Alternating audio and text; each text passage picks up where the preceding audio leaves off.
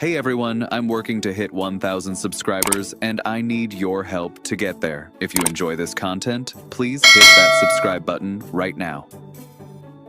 Ladies and gentlemen, Bears fans everywhere, buckle up because what just happened at Halas Hall over the past weekend was not your typical boring, nobody cares, it is just minicamp practice session. What went down at the Chicago Bears 2026 Rookie Minicamp was a full-blown audition for futures, a proving ground for reputations, and in some cases, the beginning of the end for players who thought they had a path to the 53-man roster. There were guys who walked onto that field as relative unknowns and walked off with head coach Ben Johnson personally singing their praises. There were veterans who showed up to try out and earned themselves contracts before the weekend was even over. And then there were players who needed a strong showing and instead delivered performances so forgettable that their roster hopes just quietly started slipping away. This is your full Bears Rookie Minicamp winners and losers breakdown, and trust us when we say this one is loaded. Let us start exactly where we should start, with the biggest winner of the entire weekend, the player who flew into Lake Forest on a tryout basis and left with a contract and a clear path to the active roster. Scotty Miller is a Chicago Bear, and everything about how this signing went down tells you that this man showed out. Miller is a 7-year NFL veteran who has bounced around the league since getting drafted by the Tampa Bay Buccaneers in the 6th round of the 2019 NFL Draft. He won a Super Bowl ring with Tampa following the 2020 season, spent 2 years with the Pittsburgh Steelers most recently, and has accumulated 99 career receptions and 1,216 receiving yards across his professional career. Those are the numbers, but here is the actual story. Miller did not waltz into rookie minicamp expecting a charity contract just because of his resume. He competed, he worked. He ran routes, he showed his speed, he demonstrated that at 28 years old, he still has the juice to contribute at the NFL level. And Ben Johnson noticed, head coach Johnson specifically mentioned that Miller has an existing relationship with wide receivers coach Antoine Randall L., who coached Miller when he was a young receiver in Tampa Bay. That connection matters enormously in an NFL system that runs on trust, communication, and precise route running technique. When a receiver already has fluency with the coach who is going to be drawing up his assignments, the learning curve evaporates, and what you get is a player who can execute from day one. Johnson told reporters he was, quote, intrigued by the speed and quickness he had seen from Miller, and in Ben Johnson's offense, speed and quickness are not just preferred attributes, they are required ones. The practical reality of what Miller's signing means for the wide receiver depth chart is significant. He is competing for the role of WR6 on this roster, and right now he has the inside track. Luther Burden III and Roma Odunze are your top two, and no one is moving them. Khalif Raymond is the veteran WR3, a lock. Jade Walker earned his spot last year as an undrafted rookie and returns with a leg up, and Zevion Thomas, the 3rd-round pick from LSU with the blazing 4.28 40-yard dash, is going to be a factor immediately, both as a receiver and as a returner. That is 5. The Bears have traditionally kept 6 receivers, and right now, Scotty Miller is the guy sitting in that 6th seat. He flew home from this minicamp with a contract in his pocket and a local hero narrative attached to his name because he is from Barrington, Illinois, and he is coming home to compete for the team he grew up watching. If that does not get Bears fans excited, nothing will. Now let us shift to the most talked about rookie from the entire minicamp weekend. And if you are not familiar with the name Sam Roush yet, write it down somewhere and circle it because you are going to be hearing it constantly between now and the end of the 2026 season. Roush is a tight end out of Stanford, the Bears' 3rd-round pick in this year's draft. And right now the buzz coming out of Halas Hall about this young man is absolutely electric. Ben Johnson was effusive in his praise praise. Reporters who had boots on the ground at practice were raving about his size and athleticism, and Adam Hogue, of all people, compared Roush's first minicamp to Cole Kmet's first minicamp as a rookie. Now, if you know Bears history, you know how significant that comparison is. Cole Kmet became one of the most reliable tight ends in the NFL and a cornerstone of this offense. To have a veteran reporter see those same traits in a rookie at his very first professional practice is the kind of endorsement that sends a signal throughout the entire organization. Roush stands 6'6" and weighs 267 pounds, which means he is enormous. But the thing that makes him truly exciting is that his size does not slow him down. Reporters described him as genuinely athletic, running well, and showing good hands after the catch. He is a natural, instinctive player who projects as a legitimate move. Tight end in Ben Johnson's system. Add in the fact that he graduated from Stanford as a computer science major, just like Ben Johnson himself, and what you have is a player who has the intellectual tools to process a complex playbook that demands tight ends to essentially learn two positions simultaneously, handling both detailed route running assignments and demanding blocking concepts on the same play. Johnson pointed out his intelligence, specifically calling it critically important for a tight end in this scheme, and coming from the head coach, that kind of targeted praise is not small talk. That is a declaration of confidence.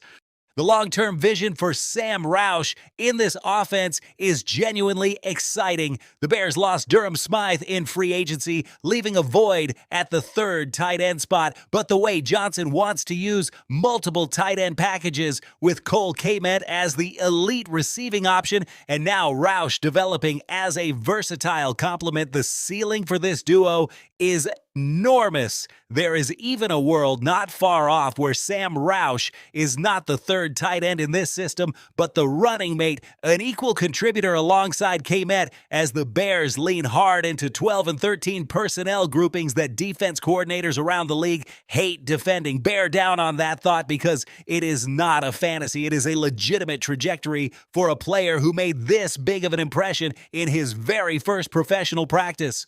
Speaking of sleepers, let us talk about a name that the average casual Bears fan might not have even heard yet, but one that Ben Johnson has apparently had circled on his personal radar for quite some time. Hayden Large, an undrafted free agent tight end out of Iowa, walked into rookie minicamp with a backstory that reads like a motivational poster, and he walked out of it with the head coach saying publicly and without hesitation that he is a sleeper to make the 53-man roster. That is an extraordinary statement about an undrafted player, and it deserves to be taken seriously.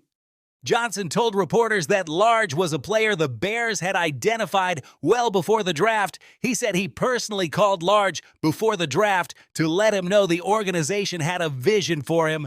When the Bears then used a third-round pick on Sam Roush, threatening to eliminate any reason for Large to choose Chicago, Hayden Large did not flinch. He said this was where he wanted to be, and Ben Johnson found that loyalty and conviction deeply meaningful. Johnson specifically praised the fact that Large was a walk-on at Iowa who earned his playing time through years of hard work and patience. That is the kind of character DNA that this particular coaching staff values above almost everything else. Physically, Large fits a different mold than the rest of the Bears' tight end room, where Kmet, Roush, and Colston Loveland are all in the 6'5" to 6'6" range. Large is a compact 6'3" and 240 to 250 pounds.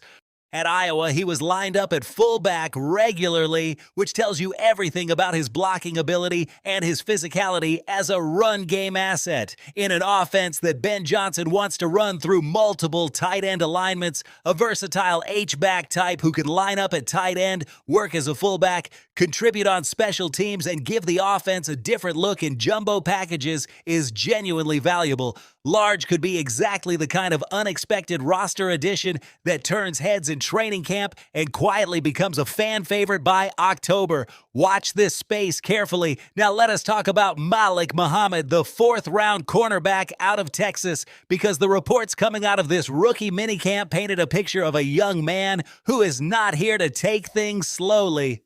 Muhammad was already drawing attention before he even set foot in Lake Forest, partly because of his absurdly confident pre-draft quote where he told reporters that when it is time to dominate, you put yourself out there and you go dominate. That quote went viral in Bear circles immediately, and apparently the attitude behind it is completely real. When a reporter at the minicamp asked Muhammad point blank whether he was coming to Chicago with the mindset to compete for a starting job, he looked at the reporter like the question itself was an insult to his intelligence. His answer was essentially, "Of course, what other mindset would I have?" What makes Muhammad's minicamp even more notable is the positional versatility he showed. While most expected to see him working exclusively at outside cornerback, where his press technique and length project well, the Bears had him taking significant slot corner reps during the second practice of the weekend. That tells you something very important about how Dennis Allen and this defensive staff view Muhammad's future in this system. They are not pigeonholing him as a one-dimensional outside corner. They are testing his ability to function at multiple spots in the secondary, specifically because if Kyler Gordon, the starting slot corner, has any health issues, they want a rookie they can plug in immediately without the defense missing a beat. Muhammad came into this league at 190 pounds at his pro day, up from 182 at the NFL Combine, and the Bears want to see him put on even more weight to hold up physically against NFL wide receivers. But the tools are obviously there, and the attitude is clearly elite. Then there is Dillon Thieneman, the first-round pick, the 25th overall selection in the 2026 NFL Draft out of Oregon, and the young man who reporters on the ground consistently described as a tone setter in ways that went far beyond what you see on a stat sheet. Herb Howard, who covers the Bears for a major media outlet, delivered a breakdown of Thieneman's intangibles from the minicamp that was genuinely refreshing to hear in an era where we obsess over 40 times and vertical leaps. Howard noted that Thieneman was the first player in line at every single drill during every individual period. He said Thieneman was communicating with teammates throughout every team period and was always exactly where he was supposed to be. And when a miscommunication error occurred during a team drill, Thieneman was asked about it in his press conference afterward. His response: he said the mistake was on him, the team ran it back, and they got it corrected. No excuses, no finger pointing, accountability, correction, and moving on. That is the mindset of a player who is going to make himself a problem for offenses from the very first week of training camp. Thieneman is already working at both strong safety and free safety, with the Bears wanting him to understand all of the defensive back positions so he can be deployed flexibly. His speed and athleticism are going to be weapons for Dennis Allen, who has historically loved finding creative ways to use versatile defensive backs to create disguise pressures and confuse quarterbacks. In a defense that desperately needs more playmaking in the secondary after letting multiple veterans walk in the offseason, Thieneman arrives not just as a first-round investment, but as a potential culture anchor on that side of the ball. Let us also fire through some rapid win honorable mentions, because there were more winners at this minicamp than just the headliners. Xavier Thomas, the third-round receiver and return specialist, drew multiple reporters independently using the word smooth to describe him. And what stood out most about Thomas beyond the obvious 4.28 40-yard dash speed was his hands. He was repeatedly described as a natural, sure-handed catcher. That matters enormously for a receiver trying to stick on this roster, and it is exactly the reason the Bears believe this is not another situation where they reach for an undersized receiver who looks fast on paper but cannot hold on to the football when it counts. Logan Jones, the second-round center out of Iowa, had Ben Johnson speaking highly of him, even in a padless minicamp environment, and a starting center job at the NFL level could genuinely be within reach for him before the season begins.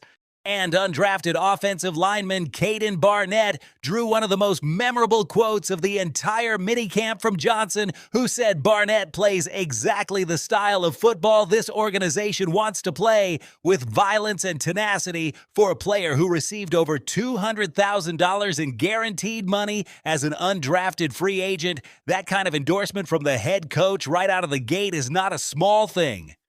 But of course, every winners and losers analysis requires us to look at the other side of the ledger, and there are real consequences coming out of this minicamp for several players on this roster. Start with Amari Kelly and the unfortunate chapter of Squirrel White, which we have already covered extensively, but deserves mention here in the context of the losers conversation. Neither undrafted rookie receiver made any kind of positive impression during the 2 days of practice. Reports cited lineup issues and drop problems for both players, and and then Squirrel White walked off the field midway through Saturday's practice and never came back, subsequently retiring from professional football before his career ever officially began. The details are still emerging, but the result is undeniable.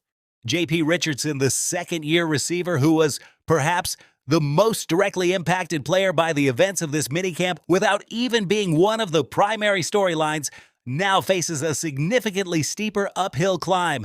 Going into the weekend, Richardson was widely viewed as the front-runner for that sixth receiver spot on the 53-man roster. Then, Scotty Miller arrived, competed hard over 2 days, and earned himself a contract. Richardson's path now requires him to outperform not just Miller, but also Jade Walker, which is a very different conversation than the one we were having 2 weeks ago. He is still in the mix, and the Bears clearly like him based on the fact that he spent last season on their practice squad, but the competitive landscape just shifted dramatically against him. Stephen Carlson, the veteran tight end who has bounced on and off this roster for the better part of 4 years, now appears to be in the final chapter of his Bears story. With Sam Roush arriving as a clear ascending talent and Hayden Large drawing rave reviews from the head coach, Carlson's path to the 53-man roster has effectively closed. He has primarily been a special teams contributor, but he is trending toward his early 30s in football years, and the depth behind him has never been deeper or more exciting. And finally, there is the heartbreaking situation with Zay Frazier, the fifth-round pick from last year's draft who never played a single snap for the Bears in 2025, missed the entire season, and then was reportedly released without even making it to rookie minicamp, where he might have had a chance to at least show what he could do in a competitive setting. Ben Johnson's words were measured but pointed. He described Frazier as being on a, quote, different trajectory. That is a carefully worded phrase that suggests the situation was more complex than a simple injury, and while the full story may never fully come to light, the outcome is the same. A fifth-round investment produced 0 returns, and now that chapter is closed. For a front office and coaching staff that prides itself on character evaluation and building the right locker room culture, losing a draft pick that way without ever seeing what he could become is genuinely frustrating. But here is the bottom line after all of it, and this is the message that should leave every Bears fan feeling genuinely excited heading into the summer. This organization, from Ben Johnson down through every scout and assistant coach, is building with precision, with intention, and with an eye toward every single competitive edge they can possibly create. They identified a rookie minicamp tryout player in Scotty Miller and turned him into a contract signing. They brought in an undrafted tight end that the head coach personally recruited with a phone call before the draft. Their first-round pick is already showing championship-level leadership qualities in a non-contact practice. Their third-round tight end is drawing comparisons to a Pro Bowl-caliber veteran in his very first NFL workout. And their fourth-round cornerback is showing up to his first professional practice, acting like he has already got nothing to prove to anybody except himself. The Chicago Bears are not sneaking up on anybody anymore. The NFL world knows what is coming, but watching the next generation of this roster come together at Halas Hall in May tells you that the best football in Chicago is still very much ahead of us. Drop your thoughts in the comments below. Tell us who you thought was the biggest winner and who was the biggest loser from this minicamp weekend. Like this video, subscribe to Bears Chat Now, hit that notification bell so you never miss a single update, and we will see you for the next one right here on the channel. Bears Chat Now, your home for the best Chicago Bears coverage anywhere. Subscribe, like, comment, and never miss a moment. Hey everyone, I'm working to hit 1,000 subscribers and I need your help to get there. If you enjoy this content, please hit that subscribe button right now.